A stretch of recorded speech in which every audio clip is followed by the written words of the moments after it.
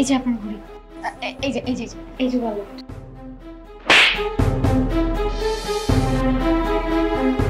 কারণ তুমি হচ্ছে আমার জীবনের লক্ষ্য। আর তোমার মতো একটা অলক্ষ্য চেহারা দেখে বের হইতেছি, আল্লাহ জানে আজকে আমার দিনটা কেমন যাবে। তার জন্যই তো আমাকে ছেড়ে অন্য এক মেয়েকে বিয়ে করেছো, তাই না? আগো, পুরুষ মানুষকে আদর করতে হয়, যত্ন করতে হয়, তাকে ভালোবাসা দিয়ে বুকের ভিতরে আগলায় রাখতে হয়। আচ্ছা আপনি আমার স্যার আর বেশিক্ষণ ধরে রাখলে আমি কিন্তু মরে যাবো। আমি তো চাই তুই মইরা যা। আমার সতীনের সংসার করতে কোনো আপত্তি নেই, কিন্তু আমার তো আপত্তি আছে। আচ্ছা আমি দেখতে কি এতটাই খারাপ?